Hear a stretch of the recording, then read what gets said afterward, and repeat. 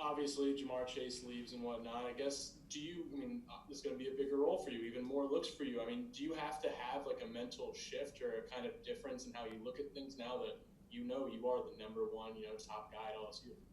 Uh, for me personally, it wasn't no mental shift. I mean, I've always been locked in even before he left.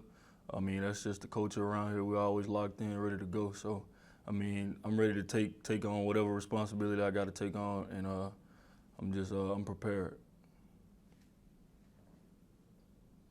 Hey Terrace, Michael Cobble at Channel 2 here in Baton Rouge. How excited are you to pick up the baton, this year and try to continue, what you guys were able to accomplish last year and, your excitement to play with Miles and see what this offense can do?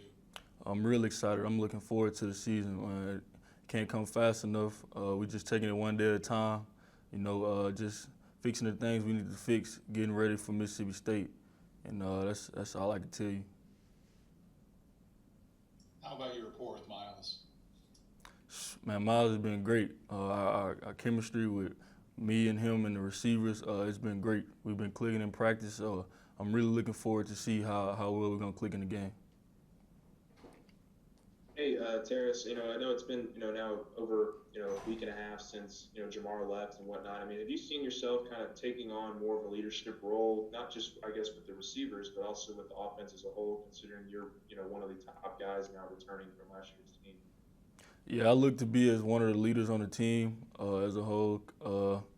I mean, not just in the receiver room. I mean, because it goes way beyond that because it's a team sport. So, I mean, I try my best. I'm around here. I try my best to keep my head high, and set example for the younger guys, that just came in, and just try to be the best I can be for the team. Hey, Terrace. As close as you and Jamar and Jets and guys that have now gone on to the next level were, what has been kind of their messages to you, particularly, I guess, Jamar being the most recent, but just as you become that leader for this team, some of the departed leaders, what have you heard from them in terms of encouragement or advice or anything along the way? I mean, we always stay tight. One thing about us, we're all self-motivated, so we don't really just sit around and just motivate each other all day because we already know, man, when it's time to play, when it's time to handle our business, we're gonna go out there and do that. So, I mean, that's just part of just being a professional or being on track of being a professional. You just got to be self-motivated and be able to go out there and have your own drive.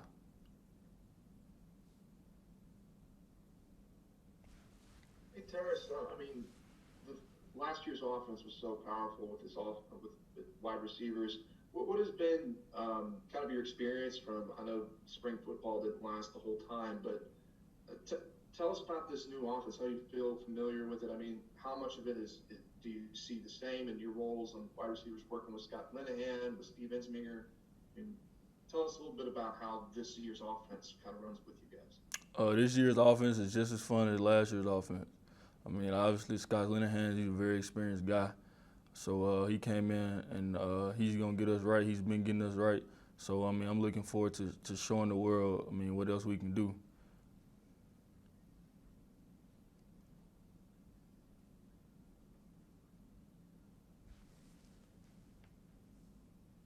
Hey, Terrence, this is Josh Sibley with Louisiana Baron Football.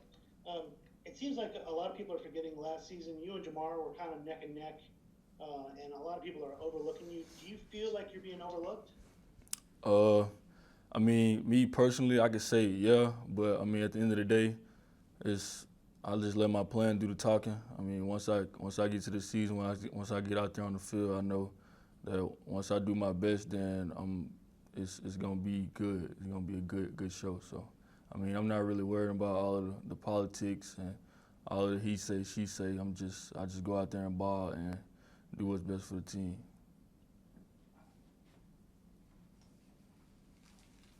Yeah, kind of following up on that, you got off to a really fast start last season before the injury. Are you looking to kind of to have that same kind of start, and is that a big priority for you? Yeah, I mean, my thing this year is taking it one game at a time, going out there, just make sure I do the little things right first, and then let the big things come to me. So I mean, I'm just gonna go out there, take it one game at a time, and whatever happens, happens. Hey, Terrace, Scott Revelay from The Advocate. Coach Ogeron mentioned this earlier this week, but do you feel like the people are wondering a little bit with all the personnel turnover, the commitment is still there to a very pass intensive offense, and how do you guys try to have you guys tried to break some of the tendencies and maybe things that other defenses are trying to prepare for this offseason? I mean, that's just the DNA of his offense. You know what we're gonna do, but at the end of the day, you know what we're gonna do, but are you gonna stop it? So I mean, we maybe have some tweaks or whatever, but we're gonna keep being LSU, keep doing what we do, and nobody's gonna be able to stop us. Hey Terrace, this is Shay Dixon with 24/7 Sports. You came in a 5-star and you've seen other guys come in like that. What have been your early impressions of Eric Gilbert, being a freshman, 18-year-old tight end who's moved into a starting role?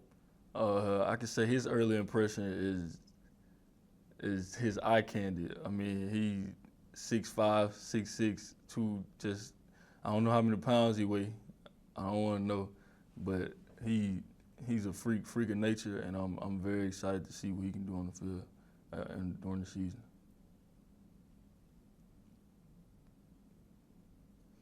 Hey, Terrace, Jacques Doucet from WNB here in Baton Rouge. Taking on the #1 cornerback each week from the opposing team, have you kind of thought about what kind of challenge that is? Obviously, you've been on the field, you've seen what the other #1 corners look like. Have you talked to Jamar about that, and how eager are you for that challenge each and every week?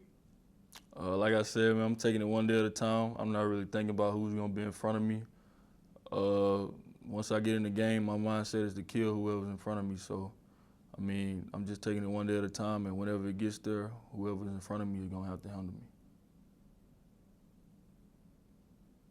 Hey, Terrace, we've heard that Racey McMath is poised to become now the #2 wide receiver. We haven't really seen much from him in his career, or seen him at preseason practice this year. How would you describe what he's brought to the field, and what are your expectations of him this season? Racey brings a lot to the table. He got size, speed, great hands. He can get open. So, I mean, I'm just very excited to see what he has in store for this season also. And I can't wait to see all the success come his way. Terrence, you mentioned those receivers and also Gilbert. I mean, we haven't seen him in person, but he kind of looks like eye candy on the videos we get to see. But I mean, what seemed to make you guys so dangerous last year was that there were so many options for you guys that the secondary sometimes left one-on-ones available on the outside or maybe on the inside for Jefferson and others. How much can you as a group give each other those opportunities? Do you feel like that same power is there? I feel like we can go out there and do the same thing we did last year, strictly because of, I mean, we're LSU. We're always stacked. It's next man up. The person who's coming behind the person who's in the last position is going to be just as good. So, I mean, that's just our DNA. I mean, I feel like our receiver group, all our options this year are going to be just as good as the ones last year. So we have time for 2 more. We'll go Brody and then Jared. And obviously you did have a great season last year, but I mean, as you went into this off season or this summer or anything, I mean, were there certain focuses or areas you were like, all right, this is what I need to sharpen or improve at? One thing I know that I needed to improve at was blocking. So I mean, we've been doing individual drills in the off season. So I mean, that's one main thing that I try to focus and lock in on when I'm doing drills or in practice. I mean, I'm just want to do all of the small things right as much as I can, and that's about it. Terrace, for a guy that is always as competitive and hungry as you are, and you've had stretches where you have been sidelined by injury and have that eagerness to get back, what was this offseason like with some of the COVID uncertainty as people talked, are we going to play, are we not going to play, and how excited are you now to know we're 2 weeks away from you guys being back in Tiger Stadium? This offseason was obviously weird, I mean, for everybody. So, I mean, one thing I did to adjust was just make sure I was just taking care of my body, make sure I was doing things, just being conservative about everything that I do, just to stay healthy. I've been in the training room every day, making sure my knees and feet and everything else is right, so I'll be ready to go for the season. Thank you for your time, Terrace. We appreciate it. Yes, sir. Thank y'all.